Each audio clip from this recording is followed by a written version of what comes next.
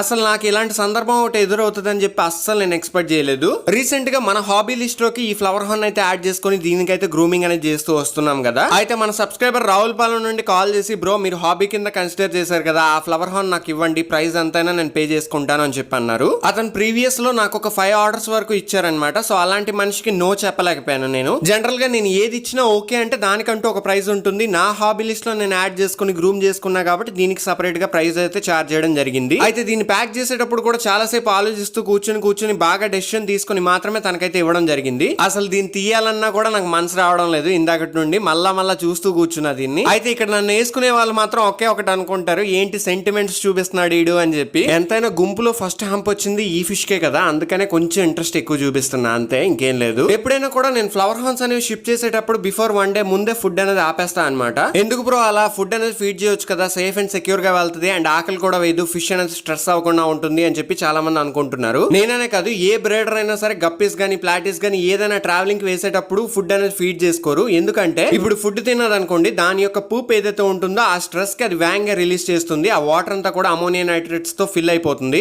ఇంతవరకు పక్కన పెడితే ట్రావెలింగ్ లో అది ఊగుతా వెళ్తూ ఉంటుంది కదా, అంటే కవర్ లో వాటర్ అనేది ఊగుతా ఉంటుంది కదా, సో అది సర్క్యులేట్ అయిపోతూ ఉంటుంది అనమాట. అంటే ఫిష్ కి ఇంకొంచెం ఎఫెక్ట్ అనేది ఉంటుంది దాని వల్ల. అలా ఉంటే ఫిష్ ట్రావెలింగ్ అనేది బాగా చేయలేదన్నమాట. అందుకని కొంచెం ఆకలితోటే మనం ట్రావెలింగ్ అయితే వేస్తూ ఉంటాము. ఈ విధంగా ఈ పార్సల్ ఎంత దూరం మూవ్ అవ్వాలో దాన్ని బేస్ చేసుకుని మనం అయితే కవర్స్ అనేవి యూస్ చేస్తూ ఉంటాము. ఇది 1 డేలో రీచ్ అయిపోతుంది కాబట్టి 1 డేకి సరిపడా ఆక్సిజన్ పెట్టి చిన్న కవర్ లో ప్యాక్ చేస్తాను. కొంతమందికి తెలంగాణ గానీ ఒడిస్సా గానీ లేకపోతే కర్ణాటక గానీ నేను పంపించేటప్పుడు 5-6 డేస్ పడుతూ ఉంటుంది. కొన్నిసార్లు ట్రావెలింగ్ లేట్ అయ్యి, అలాంటి టైంలో బతికుండాలంటే పెద్ద కవర్స్ అనేవి యూస్ చేస్తూ ఉంటా. మొత్తానికి నేనైతే దగ్గర పెట్టి నీట్ గా అయితే ప్యాకింగ్ చేసుకోవడం జరుగుతుంది. ఈ యొక్క బాక్స్ ఏదైతే ఉందో ఇదంతా కూడా నీట్ గా ఇప్పుడైతే ఆ ఊరు పేరు అయితే రాసుకుంటున్నా అనమాట, రావుల్ పాలెం అని చెప్పి. వీడియో నచ్చింది అనుకుంటే తప్పకుండా లైక్ చేసి సపోర్ట్ చేయండి. స్క్రీన్ మీద నా నెంబర్ అయితే ఇచ్చాను, ఆ నెంబర్కి అయితే వాట్సాప్ లో కాంటాక్ట్ అవ్వండి. మీకు కావాలంటే సప్లై చేస్తా.